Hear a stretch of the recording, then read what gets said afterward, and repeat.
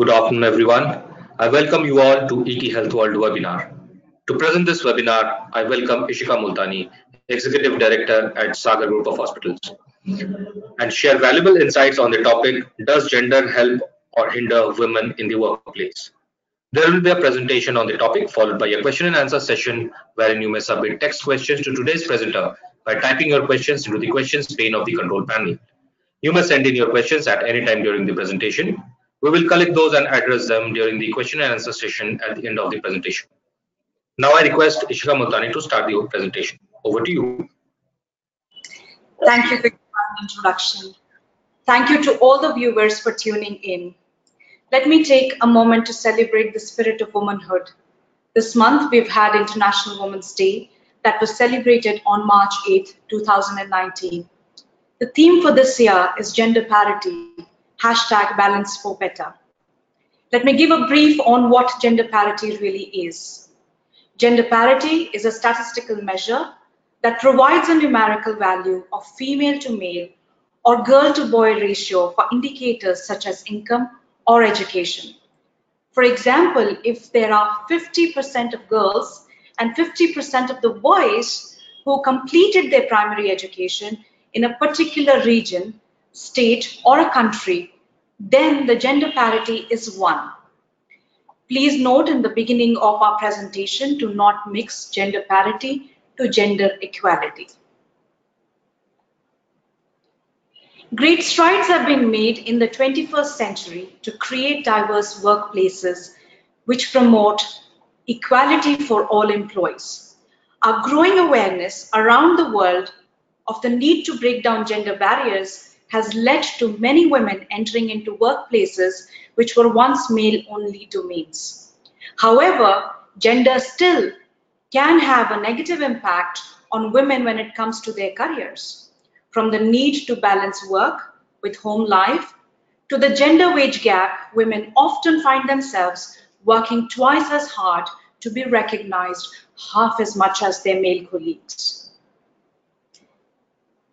There are many traditionally male fields like business and medicine which have seen an influx of women. However, a recent report of World Bank suggests that female workers in India have actually been on the decline for the last 25 years. The study looked at the census data from 1993-94 upwards to 2011 and 12 and determined that the participation of women in working world declined by 19.16 million between 2004 and 2011 and 12. There was a drop of 11.4% during the entire period of the study, with approximately 53% of the decline occurring in rural India for women between ages of 15 and 24. The researchers attribute multiple factors to this decline. Educational attainment, socioeconomic status, and household composition were major contributors to the drop. Researchers conclude that as family income becomes more stable, female family members tend to choose to drop out of the labor market rather than just join it. According to the writers of the study, awareness alone isn't enough. While it is helpful to promote education for girls and women and female labor force participation, more needs to be done. For example, we should create policies which focus on making female employment more socially acceptable and policies which invest in the economic sectors which are more attractive to women.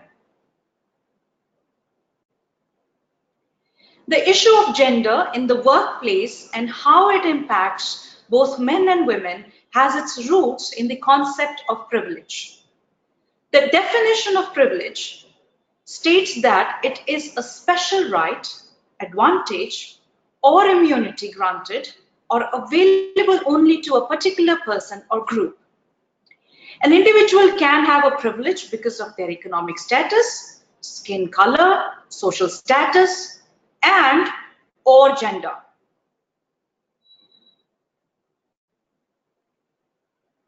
Women can lack privilege in workplaces because they are viewed as a woman first and an employee second. This can mean that their qualifications and experience are overlooked oftentimes in favor of their gender. Women are often seen as being less reliable in the workplaces because they must juggle dual roles as an employee and as a wife or a mother. Women also experience a lack of privilege in workplaces because they earn less than their male colleagues and are less likely to be promoted to the positions of power. According to the BBC, women accounted for only 11.2% of board members in Indian firms in 2015. Some progress is being made. This number is doubled from 5.5% of female Indian board members identified in 2010. However, India still lags behind the global average of 14.7% and the global leaders like Norway at 46.7% and France at 34%.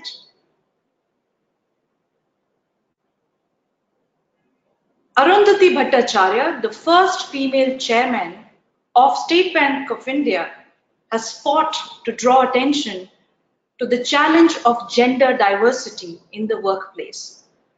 She cites the 2000 ruling that publicly listed firms must have a minimum of one female director on their boards as one way to improve gender diversity, but states that, quote unquote, we need to stay on it for a few more years for it to have the desired impact.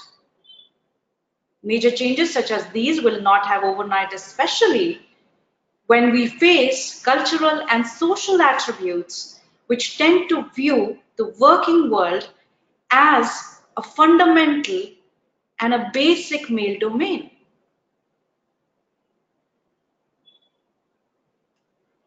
Along the hiring policies, family-owned companies are also making strides to introduce more women into the upper echelons of business. While it used to be a standard practice for sons to inherit companies from their fathers, India is seeing a rise of wives, sisters, and daughters appointed to upper-level positions in their families. Naina Lal Kidwai, the former head of HSBC India, believes that will give women the chance to demonstrate their skills and abilities in the world of business, stating that, quote unquote, it's taken for granted that son will inherit the business, but now the daughter in the family will also get a chance to prove her mettle. And this may have a positive impact on succession planning in the future.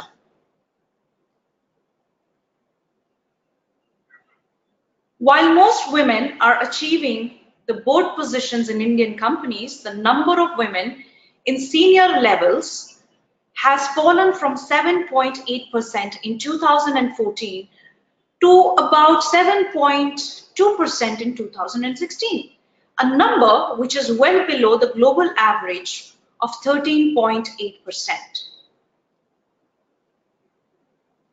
One reason which I see why women are not achieving the senior level positions in India is that they are often seen as the primary family caregivers, often leading them to leave the working world midway through their careers because they are needed at home to fetch their children, to rear them, to look at the well-being of their parents-in-law sometimes. Some companies are beginning to introduce flexible working hours and other strategies to enable women to balance their home and professional responsibilities. However, a lack of support at home and an overall societal attitude that women belong at home make it difficult for many women to focus on their careers. Additionally, the gender pay gap, meaning the difference between what women and men earn, can soar as high as 27% in India, meaning that women earn 3/4 of their male colleagues, even when their experience and education is equal. Data collected for the Global Wage Report 2016 and 17 by the International Labour Organization found that India has one of the worst gender wage disparity in the world. In comparison, Singapore had the lowest gender wage gap at only 3%. And among the major economies, only South Korea had a bigger gap than India at 37%.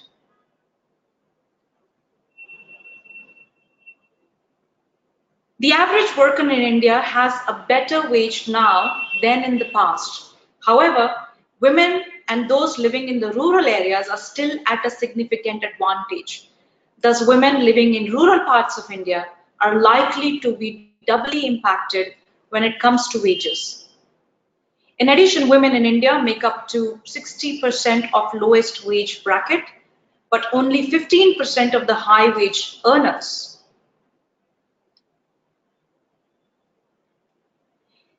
Gender figures into the wage gap largely because the educational choices made by women tend to lead to occupational segregation.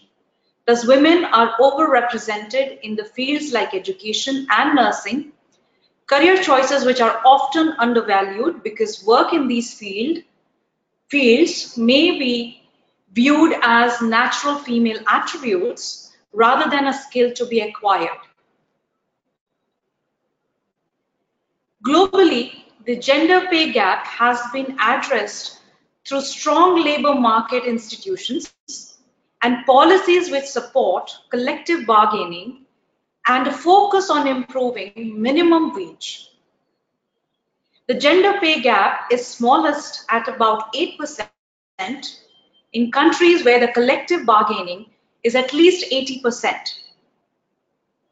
And the gender pay gap is widest in those countries which have weak collective bargaining and no or very low minimum wages.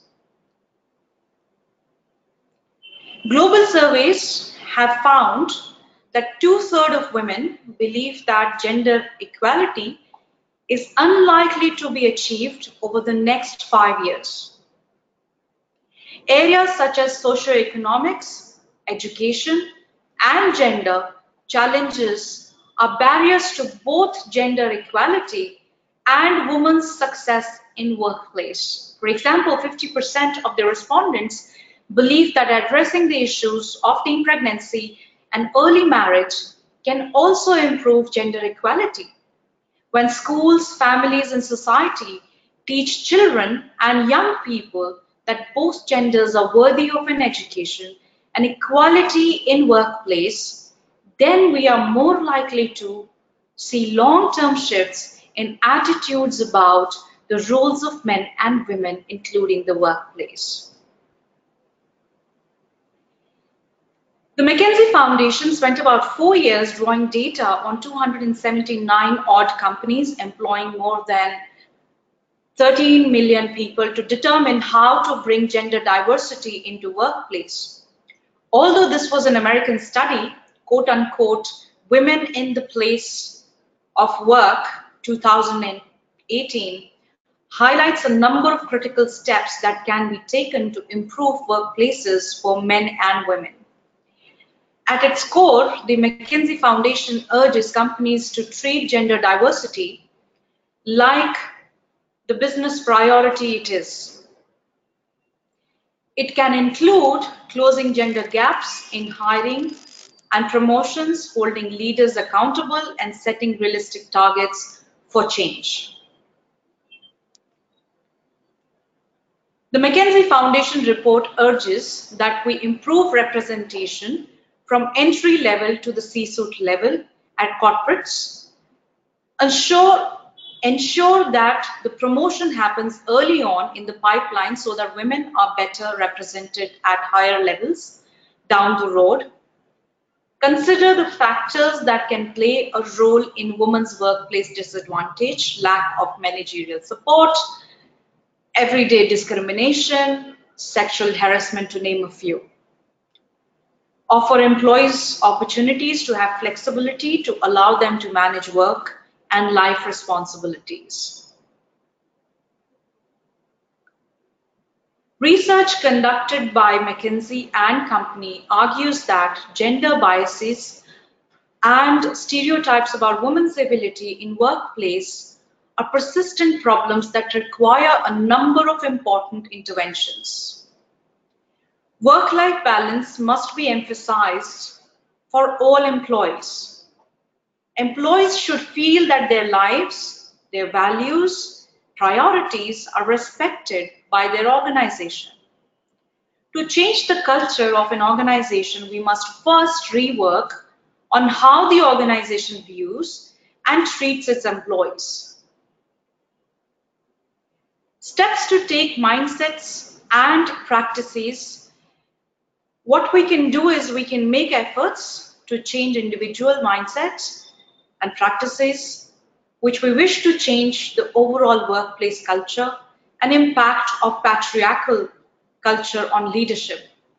Must take a leading role to support gender equality in the workplace. Organizations must provide space for a dialogue so that all employees can speak freely about their experiences. Open environments are the ones which are conducive to change. They say that if you want a change, you have to be that change.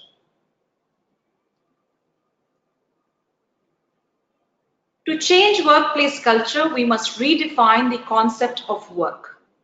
This can involve evaluating an organization's value system and its relationship with employees. It's not enough to change policies without addressing the power structures which are deeply embedded in the organizations.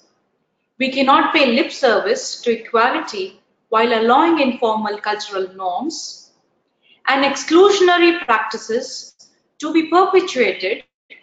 Dialogues about gender in workplace are essential to reform our workplace culture and create a positive,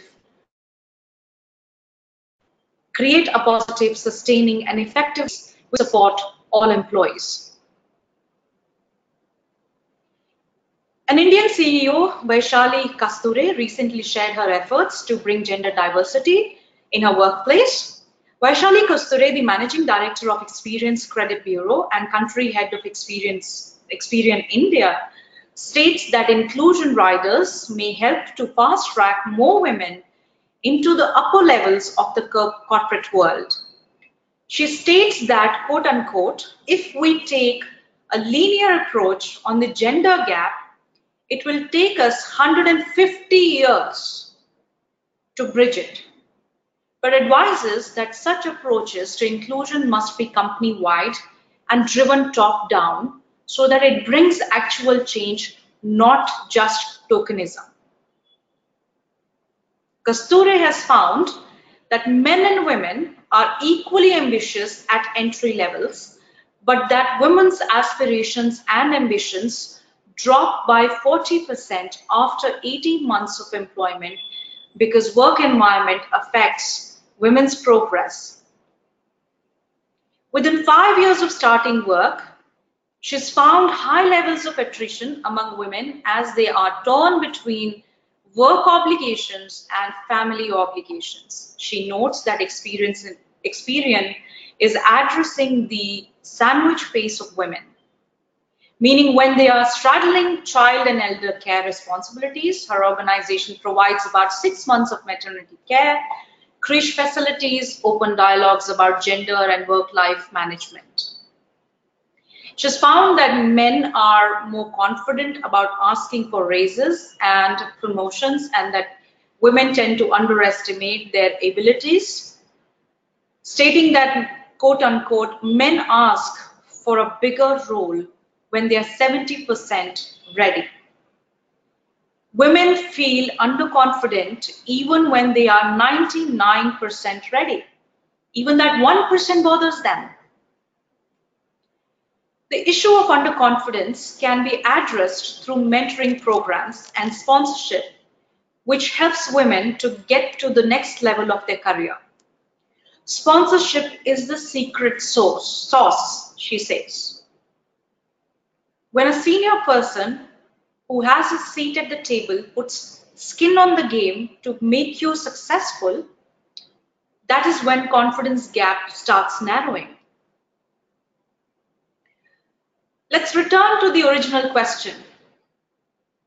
Does gender help or hinder women in workplaces? Clearly, in most cases, one's gender plays a major role in one's success in workplace. When it comes to the three P's, the position, the promotion, the pay, women in India, as around the world, are at a distinct disadvantage. It's more difficult to be a working woman than a working man. Although attitudes about women and work are beginning to change in India and around the world, concrete change has been slow in coming. And there are still major inequities which must be addressed. This raises more questions. How do we enact change? Do we focus one individual or do we focus on social change throughout our nation? Research on gender inequity in workplace suggests that education, awareness, and policies are essential to the shift, our collective understanding of women in the workplace. Why does it matter? The prospect of bringing about major social change can be very daunting. It may also be difficult for people to understand why gender equality is so important in the workplace. However, there have been multiple studies which demonstrate that gender equality is essential for a robust and healthy economy and GDP. Nations function more effectively when equality is in play. In addition, it benefits us all when we work together to ensure that our fellow human beings are receiving the equitable treatment in all aspects of life. To conclude, I'd like to say that we must work together to continue the gradual changes which have begun for women in India workplaces. Social policies, educational programs, and the political and public will to see real change occur will all play their part in shifting outdated attitudes related to gender and the workplace. What we need to now do is to create strong female leaders like Vaishali Kasture, Arundhati Bhattacharya, to provide guidance and leadership as new generations of potential male and female leaders try to determine what the workplaces of India's futures will look like. Thank you. I'm open for questions. Yeah, thank you, Shira. So we'll wait a little for attendees to send in their questions. Oh, we already have a question right now. Yes, what measure are ensuring gender parity at Sagar Hospital? So directly to your organization. Sagar hospitals, see in healthcare, we see almost 65% to 70% of the women workforce at the service levels. The four pillars on which the healthcare is resting, one among them, the strongest one among them is actually women. But as we go up to the C-suite levels, we see lesser and lesser women participating in the healthcare industry. But as for Sagar, being a gender neutral organization represented by women, I strongly being one of them representing the organization, we try to make sure that we have women at all levels of organization. So we very much take care of that aspect. Yes. Next question. Fewer women are being hired by organization to skirt the 26-week maternity leave rule. So, what are your views on such practices? Sorry, can you come again, please? So the question is, organizations, they cut. I mean, they leave out on recruiting ladies because they have to provide 26 weeks of maternity, like because that's a rule. So, what are your views on such practices? See, I would say we are in 21st century now. More and more skilled women are entering the workforce. Just because women are able to bear and rear children, this should not mean that we must rule them out. Women are an exclusive set of resources that organizations must understand to have on board. Organizations must look at creating a sort of a policy to allow the maternity leaves to be given to include women's lifestyles and allow the flexible timelines for women across the different horizontal and vertical strata of an organization to allow them to work. Um, I think it's very important to not marginalize women just because they would take off for a while. Remember, their productivity does not get lost just because they have taken off for a while. So I think most corporates and organizations, whether small, medium, or large organizations, must include women at all levels. Why I would like to say that further is because it brings in a rounded view of our own customers. If we have more and more women in the workforce, it allows us to understand our customers better. Please understand that the decisions of a household are mostly made by women, including budgeting, buying from retail, or healthcare decisions. Everything is made by women as a decision for their household. So why not have women on the board? Why not have women in the workforce at all times to have a rounded view of that?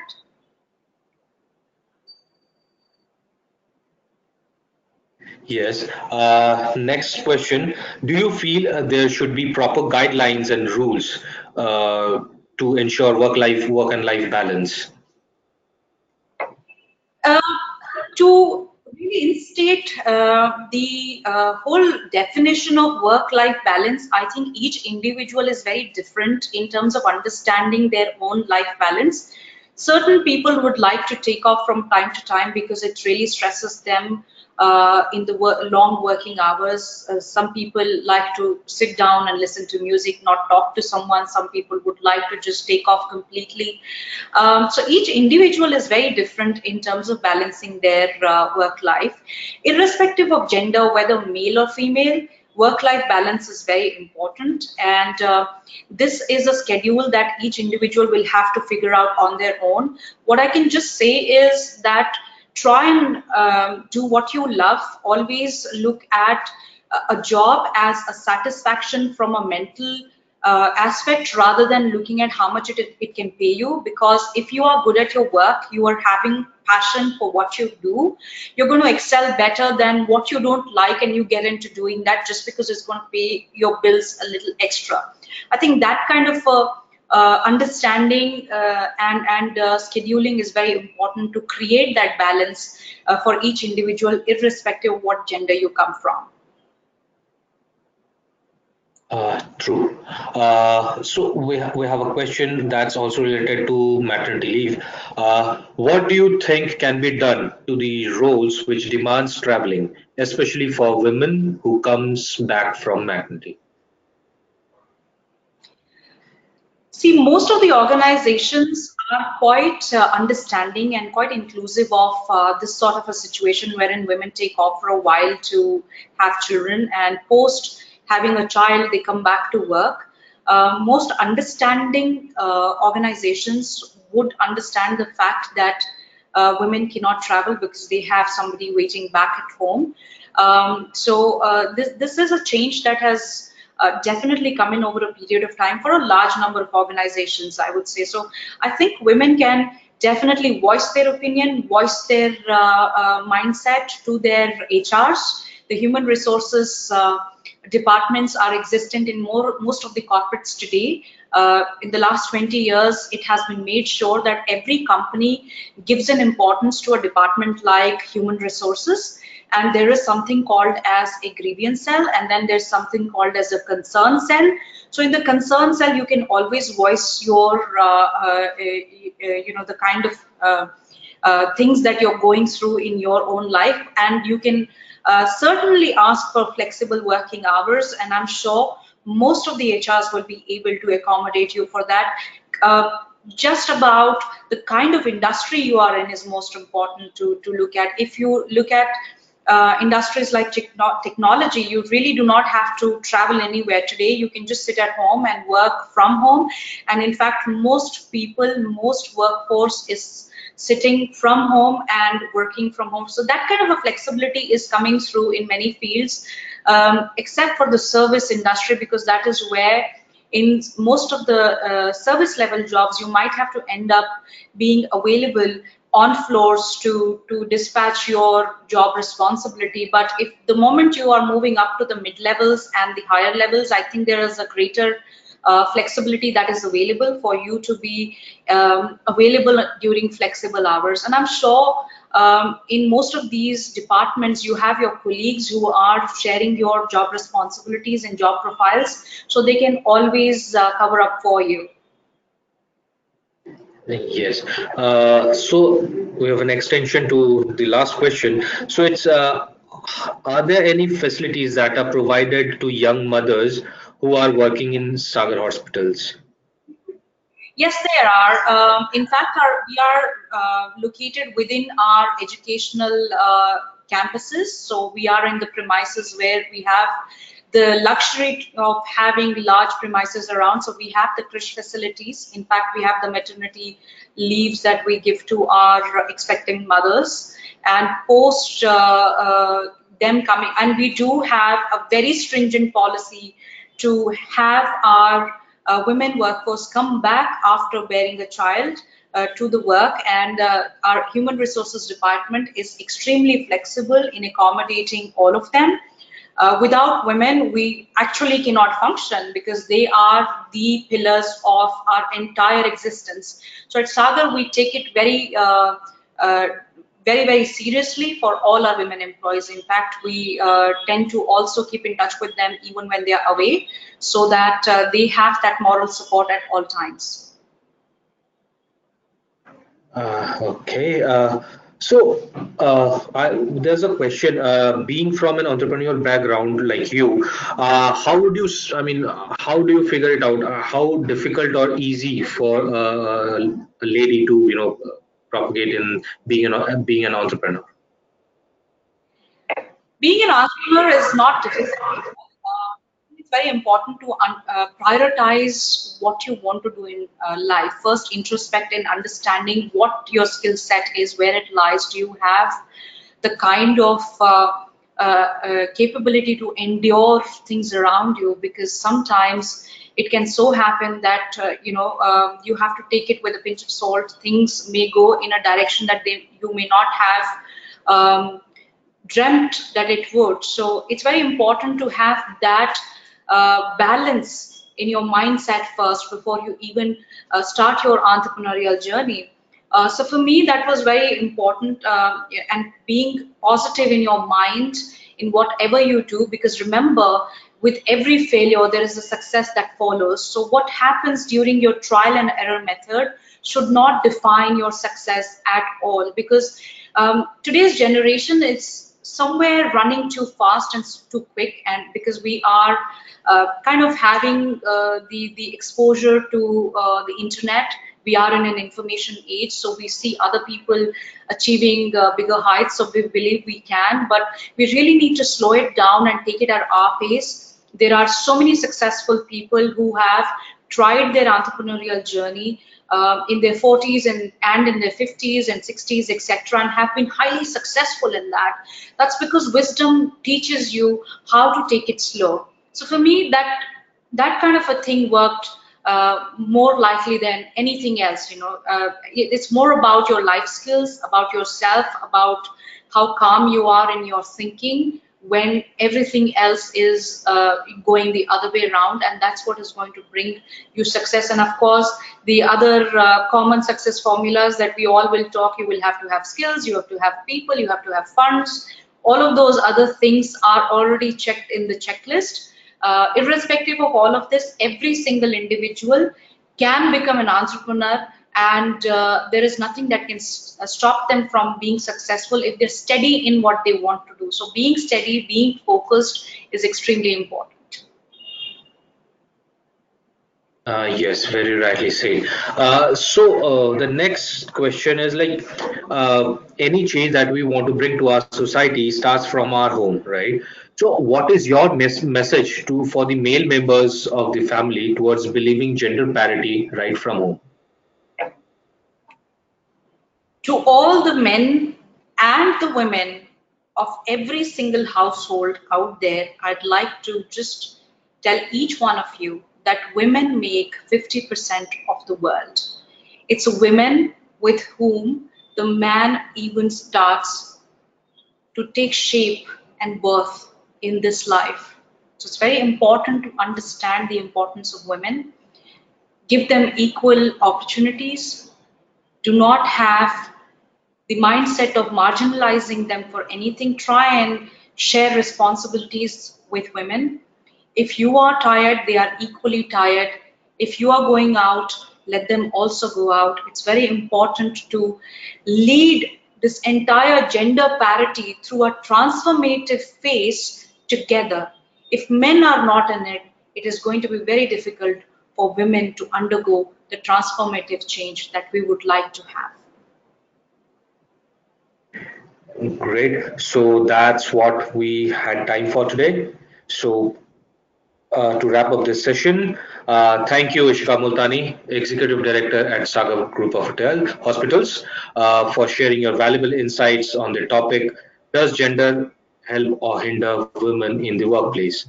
If you have any other questions, please send them at editor@ethealthworld.com. It was an engaging and insightful talk, and hope all the participants have enjoyed the session. The recording of this webinar will be made available on ethealthworld.com. Thank you everyone for joining us. Goodbye. Thank you.